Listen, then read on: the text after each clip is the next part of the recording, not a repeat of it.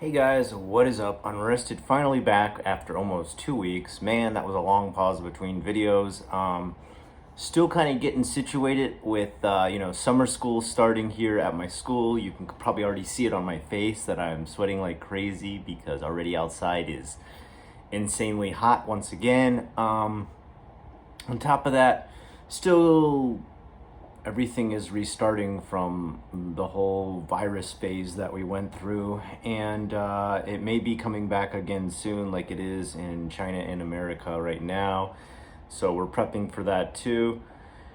And on top of it, I didn't lose a single student, and every single kid came back full force like 5 days a week. So my classes are like maxed out all days of the week, which I something I did not expect. I thought I'd at least lose a few students, but I didn't lose anybody. I mean, it's good. It's good. My means my school's still very profitable, but I am definitely pushing the pedal to the metal when it comes to how much I'm working recently.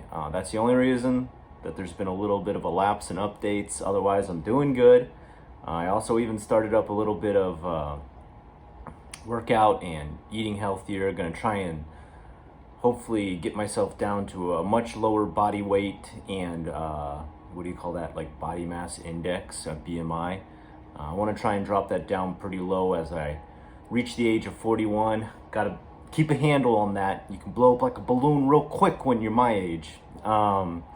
So I wanted to just jump into what I've been reading about and learning about in the news recently and how it kind of associates with things going on in Japan, and stories from the past in Japan.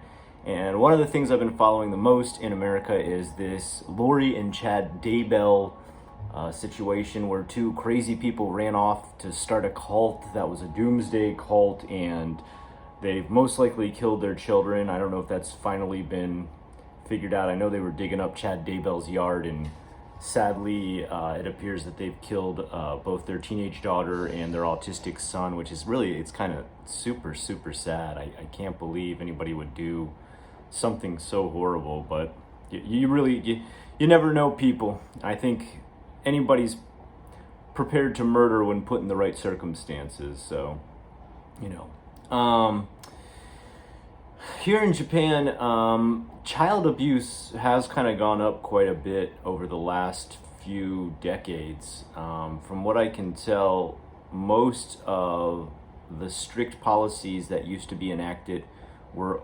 basically only at schools, and schools were very, very strict back in the 1980s, about halfway through the 1990s, until there was an incident at a school in which a coach of the school, who's almost like the principal, I know that sounds weird, but the coach is usually the enforcer of like high level punishment, of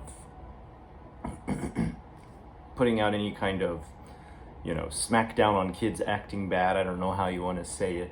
Corporal punishment, maybe, is the best word. When one student was late one day, a coach rushed to close the door because you're not supposed to let kids in after a certain point. If you've never been to Japan, the gates that close the doors in schools, high schools, junior high schools, elementary schools, they're big, metal, heavy gates. And I guess he just decided to close it as fast as he could and smash a kid's head between the wall and that metal gate, killing that kid, which, I mean, what the hell?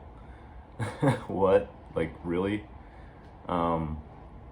So after that, the government took a new look at school policies about, how ferocious they could be with corporal punishment, and it got reduced to a point where, like, now they're not allowed to do anything to the kids. Like, they went from 100 to 0 in like a matter of 10 years, which was kind of crazy. Like, now you can get in trouble if you even like touch a student in a class, which I can understand some circumstances where it would be very awkward or strange to ever have to touch a student, but for things like, for example, breaking up a fight, can we not push two students about to kill each other away from each other? I mean, I think, is that not appropriate? But you could possibly even still get in trouble for something like that. And it's not like schools have changed. It's not like all bad kids have been eradicated. So it just means there's a lot of classes in Japan where bad kids kind of rule the class. Anyway, Dealing with some of the child abuse situations that I've heard in Japan, it usually tends to be two different circumstances that pop up the most in the news. Those two circumstances tend to be a single parent, either a guy or a girl, meeting a new boyfriend or girlfriend on either side. I'm not blaming one more than the other. And that new boyfriend or girlfriend abusing the child that they had from another marriage. I don't really have any statistics from America to confer that this happens quite as much. I'm sure it still happens, and I have heard stories of even my own friends dealing with this kind of stuff back when I was a kid in school, of their new mom's boyfriend, or, vice versa, beating them or not treating them right just because they weren't their own blood, which, I mean, it's horrible. Like, just because a kid's not your own blood, that gives you the right to do anything to them? But some of the worst cases that I've heard in Japan were on a level of WTF. Like, how could you even be this cruel? Like, I understand, I'm not saying I promote it or condone it, but I understand a parent bursting into a rage and for perchance slapping a child across the face, being like, clean your room, clean your room, clean your room. The kid doesn't clean his room. The parent loses their shit, slaps the kid across the face. I'm not justifying it. I'm not condoning it. I see how it happens, though. But in Japan, I've heard situations like, for example, a single woman with a kid finds a new boyfriend, and the new boyfriend wants to get rid of her son, who is like 2 or 3 years old. And the way he decides to go about it is possibly the most cruel way I think I've ever heard.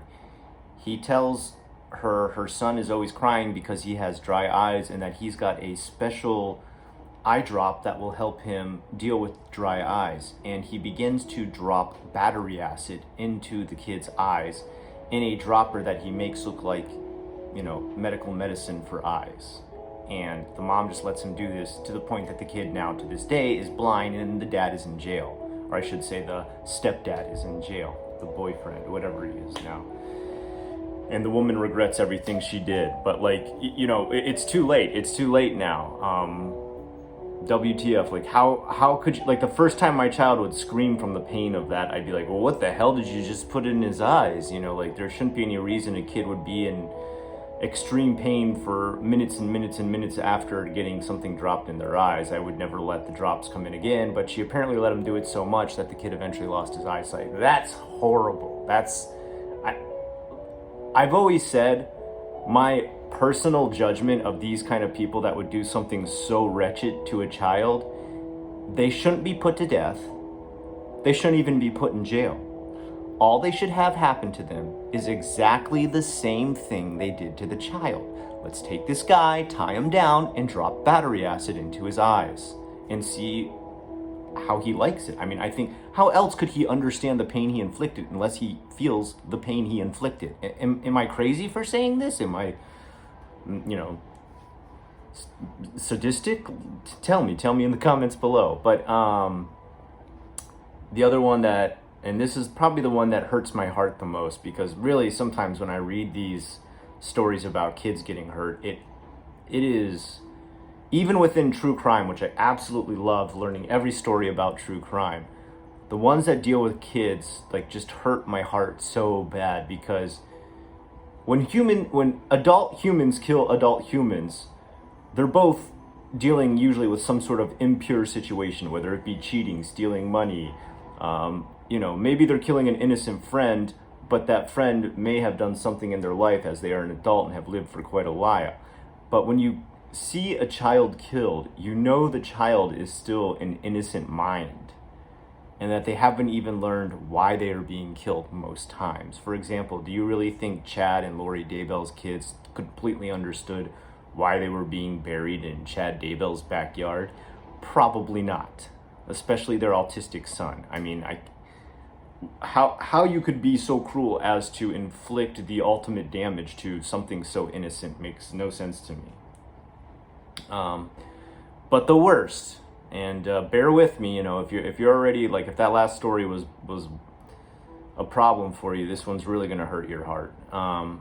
There was a woman who was a fitness instructor, and she worked a lot of hours, probably 40 hours a week, and had 2 kids. She was a single mom. And one day, this lady decided that she was done taking care of her 2 kids, which were 2 and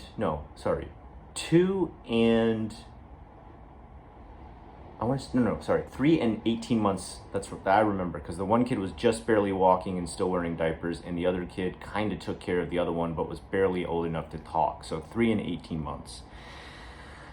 And she decides she's going to go party for 3 weeks straight. For 3 weeks.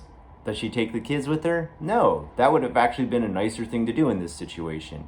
Instead, she decides to lock the kids inside her house, her apartment, and goes out of her way to not only just lock the door, but to tape up the side of the door and seal it so that they couldn't even get out if they figured out how the lock worked.